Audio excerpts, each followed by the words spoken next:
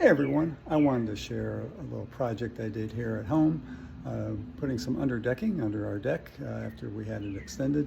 Hopefully this will save you a lot of money. I was getting estimates from contractors using those prefabbed underdecking systems, anywhere from $3,000 to around $5,000. And this is a 12 by 14 area. And of course, their prices included lights and all that. And I thought, well, hell, I could do this myself. So and rather use their plastic underdecking systems, I went with these steel roofing panels, much more durable, and to me they look great. You do have to special order those, but I'll show that in the videos and all. But anyways, if you want to do an underdecking system for about $500 to $600 of this size, I'm going to show you all the tricks and trades to it. Thanks. All right, so this is the finished product, but I'm going to show you a video of step by step. I did this all myself using custom cut roofing panels. Now, you can't go to Home Depot and get these roofing panels. You are going to have to go to a roofing company. They will cut it to the exact length that you specify. They are 36 inches wide, then it's up to you to install, of course, and all that good stuff. And, come up with your own plans. This was all, just my plan, the way I wanted to do it. I have 4 can lights, if you will. They're not really can, but they're recessed lights inside the ceiling. Then I have a spot here for a ceiling fan. It's capped off right now, but it's sealed, and it's ready for a ceiling fan at any time. So the first thing you have to do is order these panels. They come in any length you need. Where Home Depot, Lowe's, you're going to find them at 12-foot lengths, typically, maybe 8-foot lengths.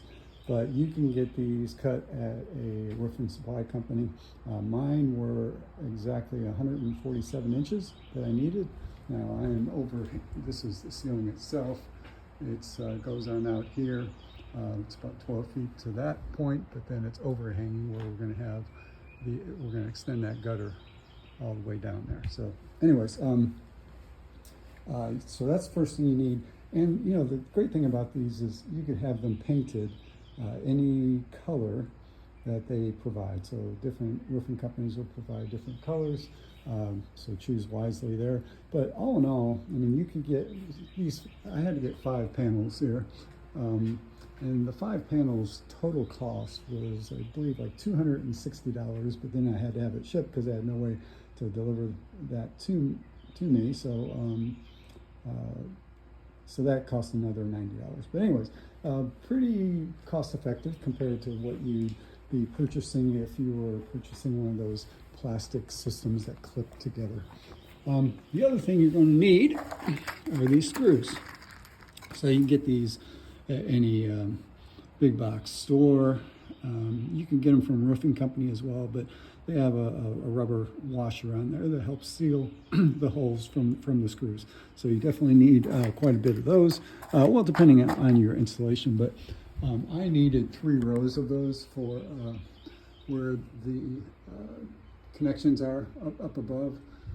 And so there's my 3 rows of screws there to securely hold it. And then, of course, if you want lights, I'll show you in one of the videos what lights I use. These are really great. You can buy them on Amazon. They are waterproof themselves. And then you have to build out your own electrical from like a fan perspective. I tapped in, and I'll show you a video on that as well, where I tapped into my outside GFCI circuit with a junction box up above there and wired it all together. Anyways, we'll go over it. So you got a lot of options for electrical coming to the outside. A lot of people would rather have the electrical going into the wall and then coming out somewhere, probably up near the ledger board. But here I had a GFCI circuit out here already, so I just tapped into it. You can see where that outlet used to be under the window. I basically cut all that and redirected it up the wall. This is where the switch is. Here it's actually a double switch, which has a switch for the fan and separate from the light, because the light can be dimming, the fan can't. But anyways, that's just a kind of a simple way of doing that. So I actually have one wire coming in through this conduit, which is, you know, the line, and then I have two wires coming out, two sets of wires coming out, going up into the outlets or into the electrical box up there. This one here is for the fan, which go in the center, and then there's another one up there curled up, and that will feed the lights, two on the right and two on the left, but I'll get to that wiring later. All right, so now I am putting some weather shields above where I'm going to have electrical items. So this is where the ceiling fan will be, and so this little piece of sheet metal, it's 10 inches wide, I believe, and that will cover actually two gaps between the boards up above, which is right where you can see the pencil marks where the ceiling fan itself will be. So that will protect the electrical for the ceiling fan. So I'll make sure that the electrical box is well tucked underneath where that shield is. If I have to move that shield, I will, but that should be a pretty good location there. Then we have, for each of the can lights, we have one, and just I'll show you how I'm attaching here. So they have to be tilted, right? So to make sure that the water is going to flow out from under that. So so that the water that's coming down from the gaps in the planks is going to hit that and come forward and not go backwards. So anyways, and so to do that, just all you really have to do is tilt it. Now these are on 16-inch centers, these joists, and these pieces of sheet metal are 20 inches long. To give you enough room to work with. So anyways, that's how you do it. Just make sure you cover those gaps in the right locations so that the center lines for your lights are well covered. All right, so these are our 4 recessed lights that we're going to mount into the ceiling. Really simple. The lights themselves are waterproof. The boxes are, I think they say they're waterproof. These little electrical boxes here, I don't really think they're waterproof, but we're going to mount them in a way that it really doesn't matter. So that's a really important aspect of this, is just to keep everything dry. But anyways, I'm going to show you real quick what we're going to do here. And basically, and these, the lights simply connect to the boxes. So these two here, they have pre-installed these wire clips here. Easy to work with. I'm not a huge fan of them, but they work well. And this is a simple enough project where it doesn't matter. But anyways, we'll come over here, show you where we're going to mount it. So again, here's our sheet metal, and we are going to mount this right here, right underneath that shield. And it doesn't matter if it's even hanging down from this joist, because the ceiling itself is going to go below that. So we have plenty of room to work with to mount that, but that's where it's going to be mounted, and it'll be well protected from the weather. So here we go. And just a quick view of it mounted. Of course, we'll tuck all these wires in once we get wiring to it and all hooked up, and then we'll close that sucker up, and of course connect this end right here to the light. The light will go right in here. So anyway, be a good fit, and we'll do the other 3 lights. Right up here on these shields, I'm just going to put a bead of good sealing caulk. It's actually rated for roofing, and so all we're going to do is just get a nice bead up there, right where it meets. And you could stick your finger on there and smooth it out if you want, but it's basically going to seal very well. This is some good roofing grade caulk here. Oops, missed a spot there. And that way, just to keep the water out. Like I said, you could go in here and just smooth it on out, get a good seal going, but it's not always necessary. Anyways, that's just another waterproofing technique. And this is what it should look like when it's raining. So no water on the box, including the water on the light. The water will all drip forward from the sheet metal that's above it and tilting forward. It may be obvious, but just above the junction box on the ledger board, it's a good idea to put flashing above that just to keep water out of that, even though it's a water sealed junction box once I put a cover on it. But anyways, thought I'd point that out as well. All right, we're getting these panels ready to be put up here. Got some boards up there, different spacing, lined up with the old roofing panels on the other side of the deck.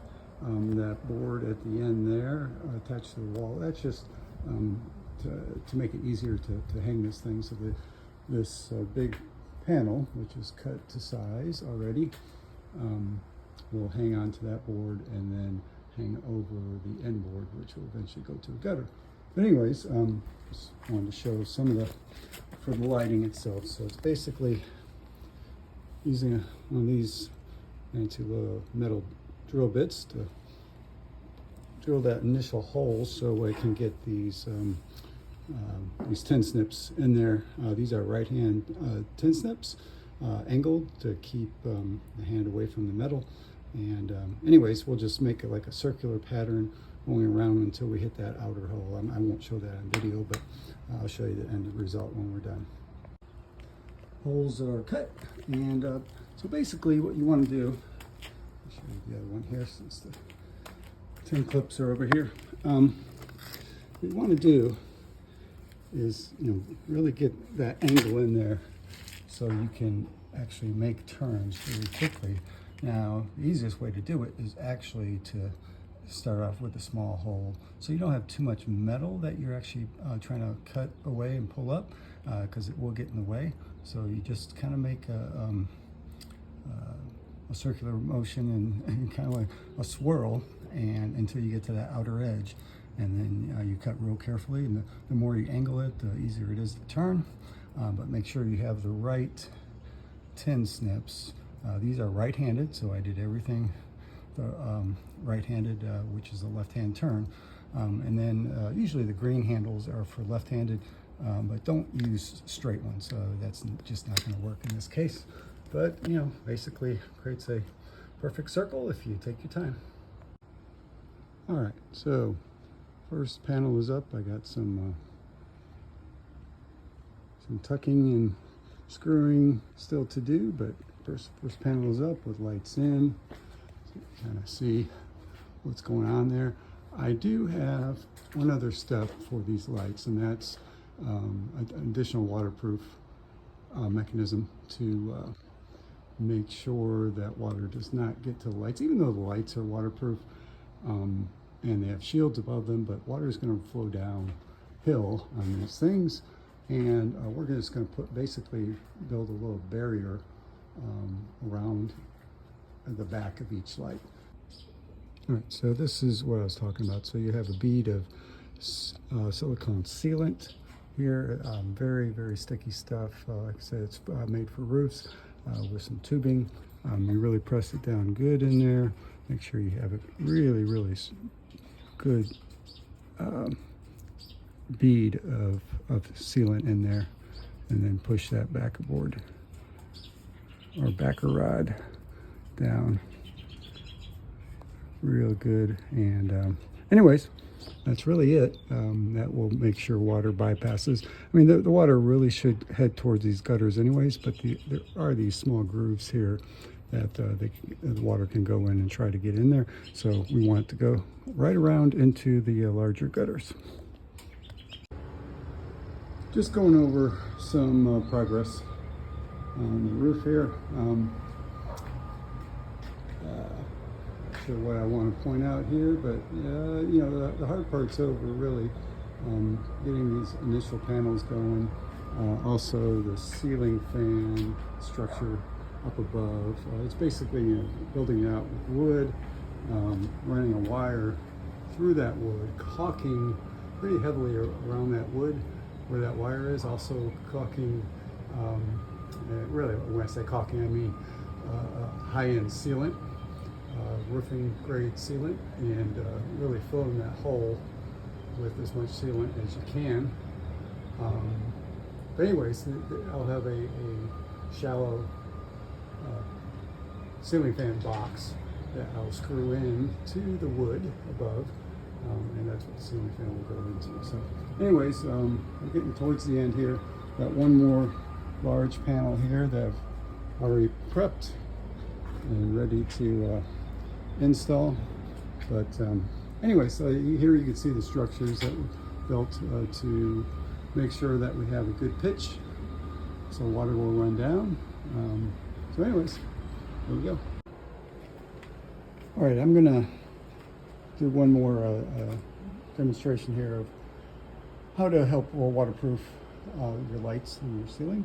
I mentioned before, and I showed a video before, doing a bead around the backside of each hole. One here, one up there, and using a backer rod to put on that bead of sealant. Anyways, this is the sealant. Upside down. This is the sealant that I'm using. I mean, really perfect for this. It's very sticky, will last a long time, and anyways, so I'll go ahead and get started on this. So I'm just gonna get situated here, and so I'm just gonna put a bead right around the back side of this, and I mean, it's a pretty good sized bead caulk. We're gonna put around here. Want to leave enough space for your for those spring-loaded tabs on the light. But anyways, just go ahead and go all the way around here. There we go. Juice that up a little bit more. Okay, and then I'm going to take one of these backer rods and we're just going to fit it right in there. Squeeze it down there, up here, and push it down real good. And that's really all there is to it. That way, when water comes downhill, it's going to go around this. In fact, good idea to get it all the way, in this case, all the way to these little mini gutters here, which you want. That's where you want the water to go. You want to get it off of this main flat area and into those gutters. So we'll do the same thing up there and put this panel up. We are pretty much done with it. We have some touch up to do, some trim work to do right over here along that edge. I'm going to put a piece of trim. Not going to put any kind of trim between the wall and the ceiling. I think that's fine the way it is. Trying to make something look good would be extremely difficult, and you're never going to look perfectly smooth there. So anyways, give you an idea of what it looks like after the fact. Try to get a wide range view here, and so you can see the panels overhang that board at the end. And understand there's other ways of doing this. You could build this so that the gutter is actually on the inside where you build out a board across the 3 different posts there, and then have an interior gutter and cut off the panels up above there. But I chose outside. The reason is because we have existing work done here years ago that had similar roofing panels, but it's on top of these this cedar ceiling.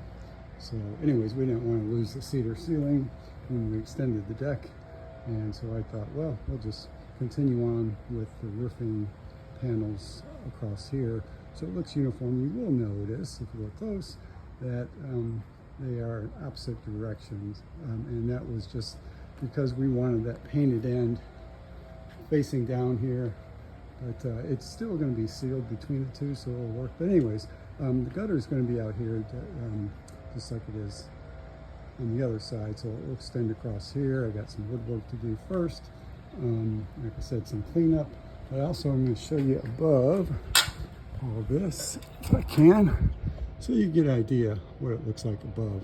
So there's your lights, the boards there. Now I intentionally did not screw in the screws in certain areas all the way because I wanted some room for the water to go underneath. So anyways, so you'll see that as well. But anyways, that's about all there is to it. All right, folks, we are done with this project. Took a while, but you know, total hours I spent on this, maybe 20 hours, really an hour here and there during the weeks. On weekends, you know, I could spend 3 or 4 hours on it a day, which wasn't bad, but I would say 20, maybe 24 hours at the max.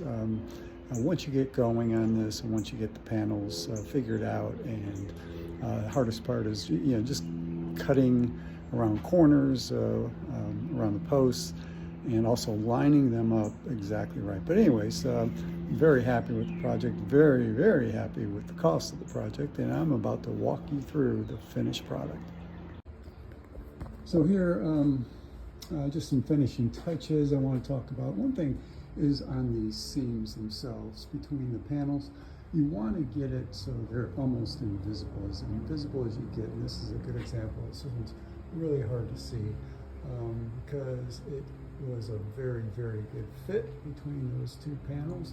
And if you have any kind of noticeable gap in there, it means they didn't quite fit all along the whole run there. Like right here, there's a bit of a gap there. I really struggled with this panel.